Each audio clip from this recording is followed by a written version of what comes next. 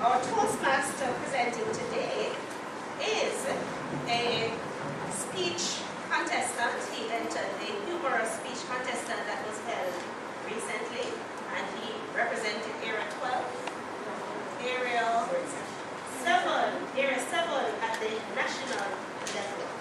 And this Toastmaster is quite committed to the Toastmasters movement and speaking, and all of this is because he lost his dear teeth.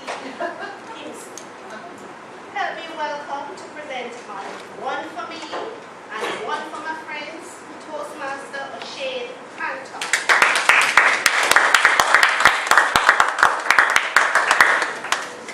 So O'Shane Cantor, one for me, one for my friends. Ladies and gentlemen, good evening. Good evening. Good afternoon.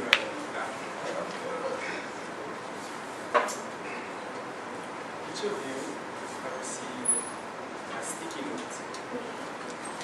And somebody received a sticky note that said, you.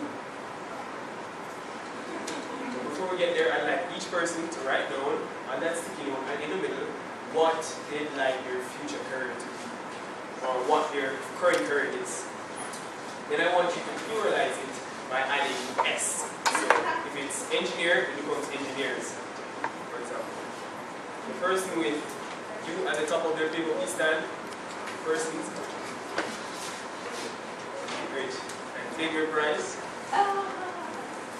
Nothing much, just some sweets. And I'd like you to tell us what's on your piece of paper. Just say it over there, right? What's on your piece of paper?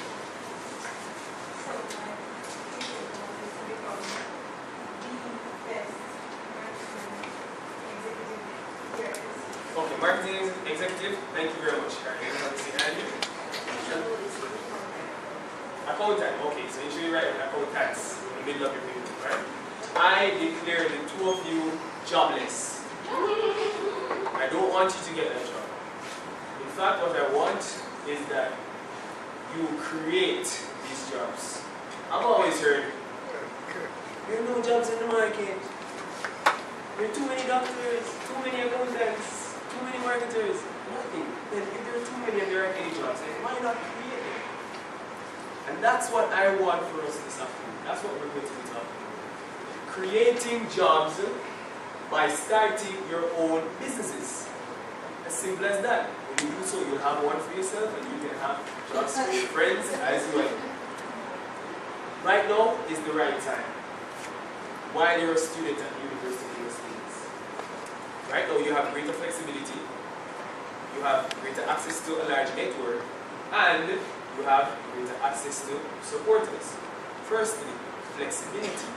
Right now, you can very likely pick whenever you want to go to class. You can pick whatever you want and where to go to class. You can decide whenever it's your lunchtime.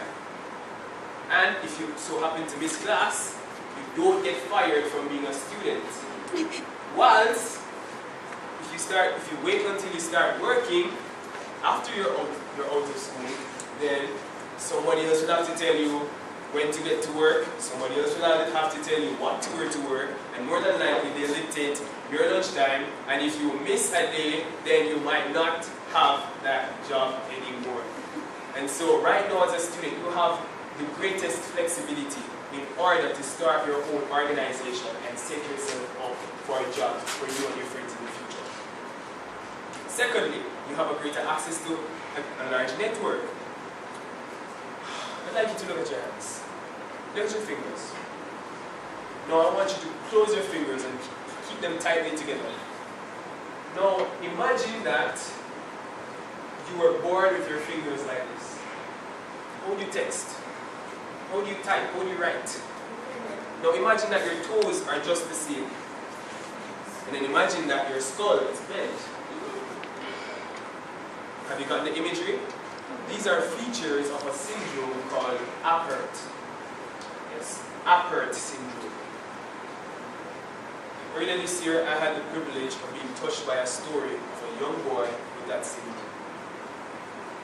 And if it wasn't for God's guidance and the network or the access to the network that I have here at the University of the West Indies, then I wouldn't have been able to do anything about it. Coincidence will have it that at that point in time, the telecommunications giant Digicel was sending their CEO, founder, owner, Dennis O'Brien, here at the University of the West Indies just to talk to students. The session was called Reasoning with CEOs. And Mr. O'Brien agreed to have accommodation paid for, airfare paid for, to transport that little boy overseas to have his operation completely covered. And not only that, but he also negotiated to have the operation done for free. This operation was costed at 106,000 US dollars. That's over 13 million Jamaican dollars. This is the power of a network. Can you see it? But not only businessmen, but they're also lecturers. You have the access to your lecturers. These lecturers are financial controllers, these lecturers are managers, human resource managers, financial managers, entrepreneurs. They have expertise, they have contacts, and they are available to you as students. Why? Simply because you're students. You're paying millions of dollars for what? Just a degree? No, that's a fallacy. You're here to get access to a larger network. And that's a perfect reason for you to start your business right now. Why do you have these resources? Thirdly, you have a greater access to supporters. The University of the West Indies last year enrolled 16,045 students. Earlier this year I started Pro Talks Motivation. That's a motivation movement which uses the talents of young people in motivational speaking, poetry, dancing, singing, rapping, and so on and so forth. Right? We also host events as well as we do outreach projects. We also have a product line. First question, who do you think takes up the majority of my executive body? You students! And who do you think we're going to sell our products to and render our services to? You students! That's an easy 16,000 persons. Instantly, I have access to all of those persons. Because why? I am a student. And I chose to start my business now as a student. Don't discredit it. You have access to greater flexibility, greater networking, and more supporters while you're here as a student.